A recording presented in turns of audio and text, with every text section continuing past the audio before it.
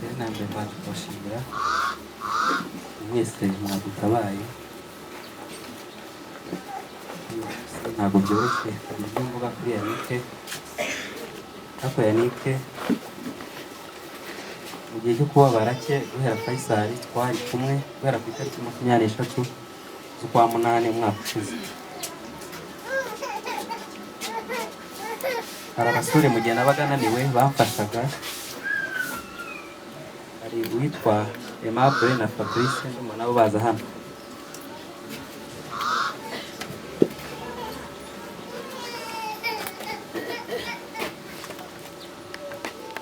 Yannick umumenya namumenye nk'uko abantu benshi bari hano bamumenye, barabizi by'uburwayi bwe.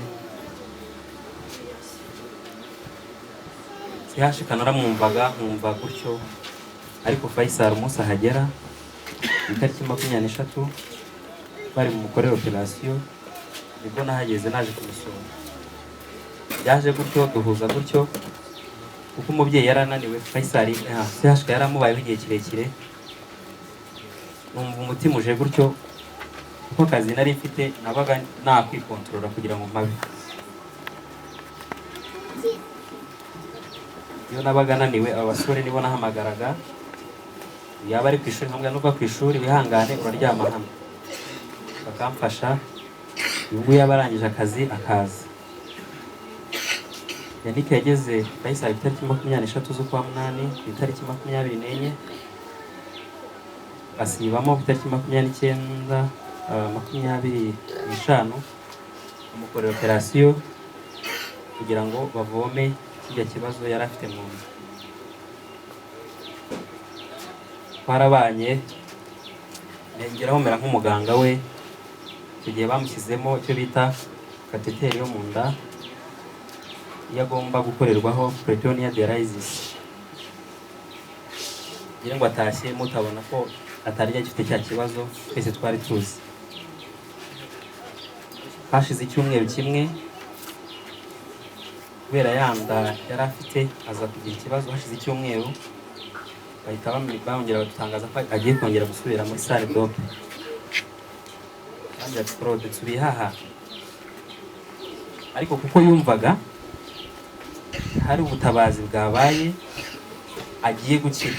Iyo yajyaga muri salle dope bose yagendaga nk'uko umuntu waba agiye kumutera urushinge. Bwa kabiri bamubaze igice cyo hasi hano yari afite ikibazo, birakemuka tuba aho ngaho aremba. Ari nako abasore mbigisha uko bamwoza mu nda.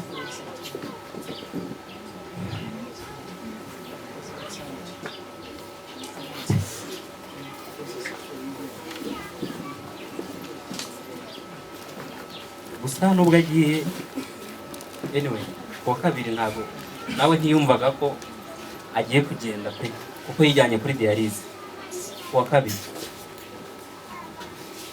Wenda ndi buze kuhagera. Yannick twarabanye, leta y'u Rwanda n'abanyarwanda badukorera ubuvugizi ndetse n'imiryango. Kugira ngo nshimire umuryango wa Youth Alive aho bari hose bahaguruka. Youth Alive aho bari hose bahaguruka.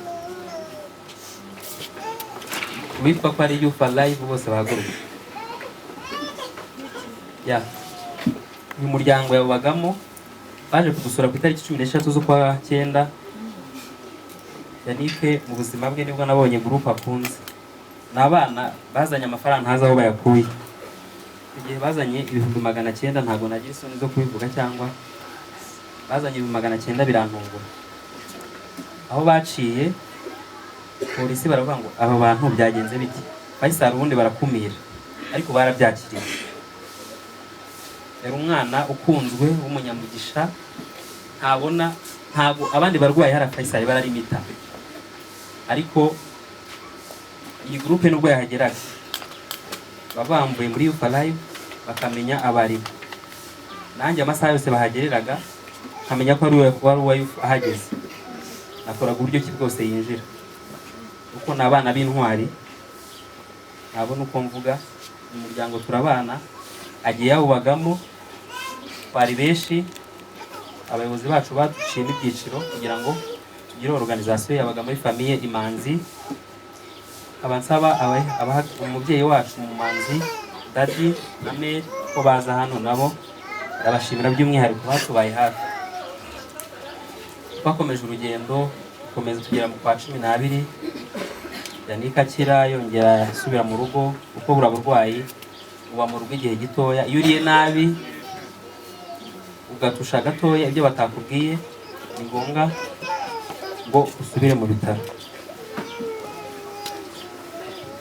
By'ukuri warakomeje, leta y'u Rwanda ibyo mwari mwaduhaye, leta y'u Rwanda ikwemerera ubuvuzi, nabo ndabashimira cyane ko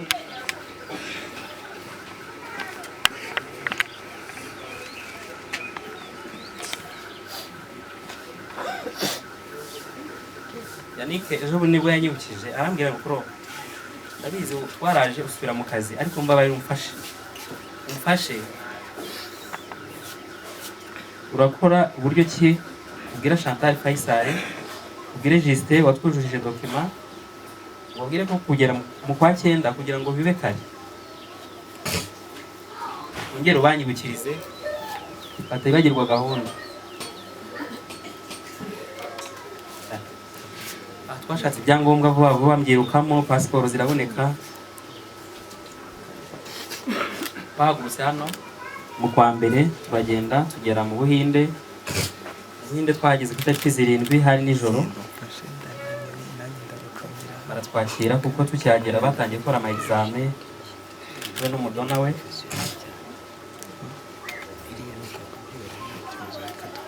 Yannick yari afite icyizere pe, nubwo yabaga babara ariko bavuga ngo gende kuri hôpital, utambukanaga ingufu.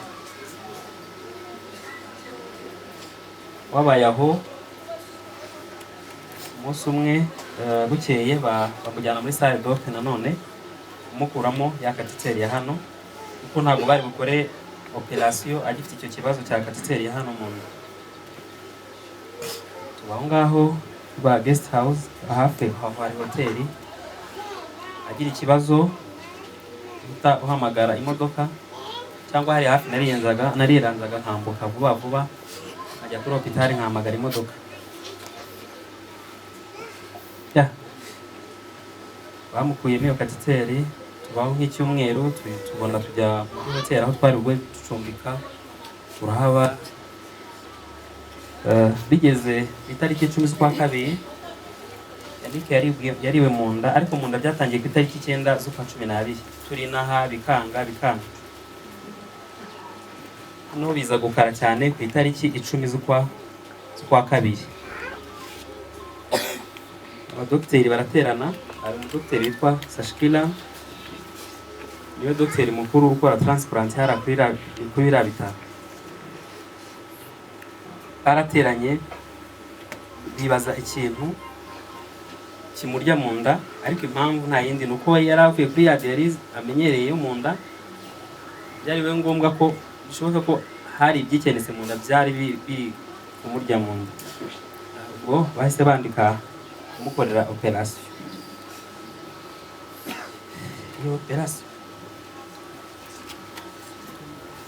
Iyo operation mu buzima bamujyanye muri MICU kuko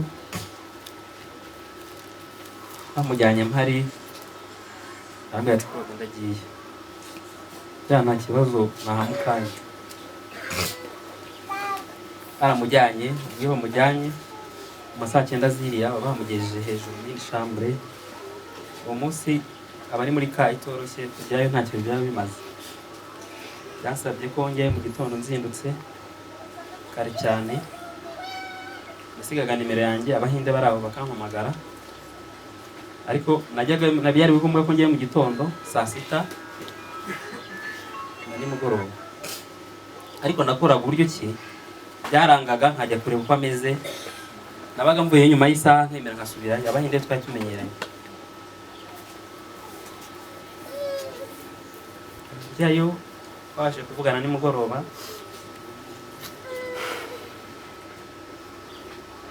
arambona ahita amenya icyo yambwiye. Arambwira ati Claude, we ndi kubabara. Arambwira ati humura, biragenda neza kandi urabizi isezerano turarifite. Twabaye aho ngaho, aba mu bitaro, yabaye mu bitaro kuva ku iyo tariki 10 kugeza hafi tugiye kugaruka hafi mu matariki 3. Nari napushinze kugira ngo arahabanza ibyo bita urukiko kugira ngo barebe igiye kumuha kidney, icyo bapfana iki, nta izo ni processes zahari. Uyu munsi napushinze, Dr. Abu nibwo yantumye arambwira ngo nta transplant igomba kubaho. Dr. kubera iki transplant agomba kubaho? Ndamubwira ngize ukuri, mujyana ku ruhande, ndamubwira ati ngiye abati nta kibazo gihari, kandi koko mu byumve nta kibazo cyari gihari, ahubwo Imana iba hari itariki iba yaranditse ku muntu, kuko yarari ready yo gusubirayo. Twaraje, nahise niduza amatike vuba vuba, mu nzira biranangora cyane, biramvuna. Twageze Hyderabad ku kibuga yarembye, ariko nanone akishimira ko yagiye gusubira iwabo mu gihugu cy'u Rwanda. Twageze Bombe, tugiye kwinjira muri Rwandair, iranga neza. Cyakora iyo ugeze muri Rwandair ni nk'aho ugeze mu gihugu cyanyu. Twageze muri Rwandair, place yari yicayeho ari kumwe n'abandi bazungu, udahari n'undi muhinde, babasaba ko baranabyumva babaye imfura. Ubundi place mu modoka murabizi, iyo wafashe place nawe. Tugeze mu ndege, babasabye ko bimuka, araryama. Ubwo umuti, nkamenya umuti, amasaha aciyeho nkabyuka nkamuha. Bari twazanye imiti izageza amezi 6. Bagiye muze hatwereza amafaranga turayigura. Twaraje tugera inaha direct, banza kuruhukaho gato hara mu rugo Kimihurura, tujya Faisal amaramo kwezi n'igice. Nanjye nari naniwe pe, numva ntakinareba, kandi ngomba bari bampaye konji, ariko bakomeza kundibera nkajya magera, akababazwa cyane nuko ngiye gusubira mu kazi. Ubwo yageragezaga kumpamagara buri munsi umugoroba, ariko icyo nshimye cyo atashye umwe bamukoreye ya operation, yageraga mu nda hamurya, ukumva ukavuga ati se twari twarabaye inshuti by'urwego rwo hejuru, nkareba ukuntu ari kubabara. Yageraga mu nda hamurya, ariko ukwezi n'igice yari amaze hanze, mu nda ntabwo hari harangiye kumurya. Tariki 19 yarampamagaye z'uko nguko, arambwira ati Claude, igihe cyo kuremba ushobora babanye muri byinshi, ushobora kuba narababaye nkavuga nabi, ariko Claude, hari igihe nataha umbabarire. Ikintu cyambabaje, ngateye niko ndi umuvandimwe wawe, no mu rugo abantu baratongana, please mbabarira wivuga ibyo bintu.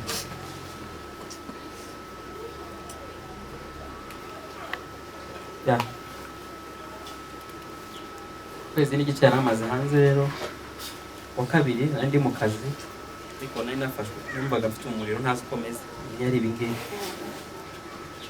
Mary yampamagaye mvuye muri siporo, navuye mu kazi njya muri siporo. Mary arampamagara, Claude, banguka, murumuna wawe agiye muri koma.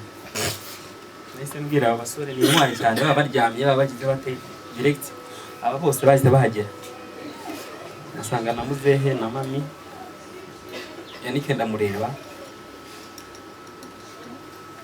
ndeba uko ameze, gusa kuko ibyiringiro yari afite nawe ntabwo yari azi ko kiragiye agomba kugenda pe. Umuntu wari ubyutse kuwa kangahe yijyana dialyse, yijyanye we wenyine.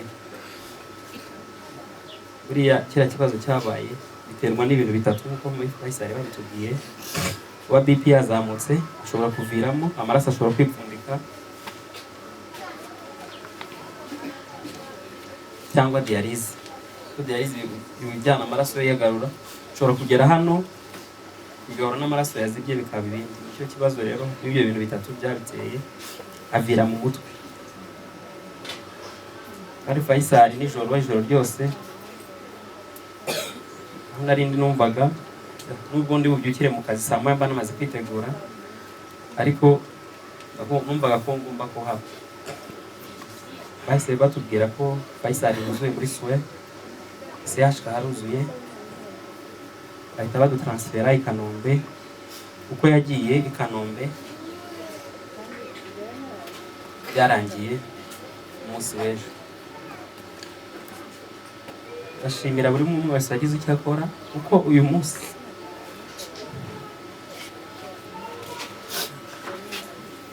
twawupanze wari uwo gutumira mwese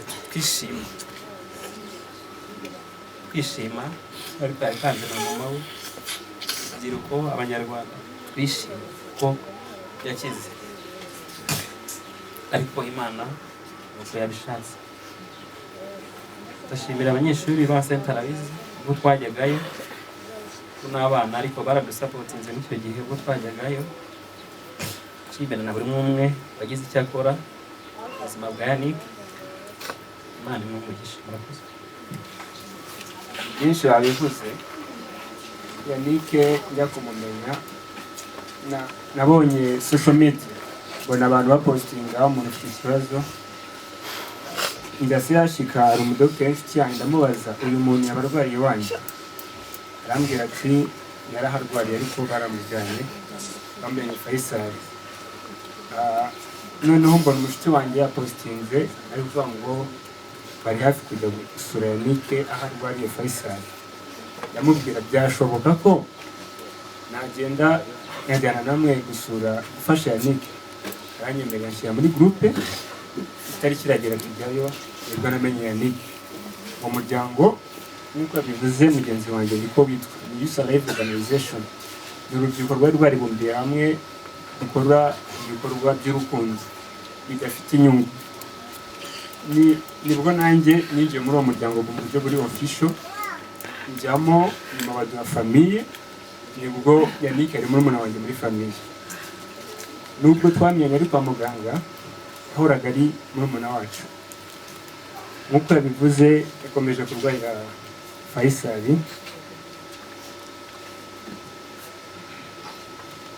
Noneho Claude atubwira ndi ku kazi ntabwo mbasha kuboneka, cyangwa ninde muntu waboneka.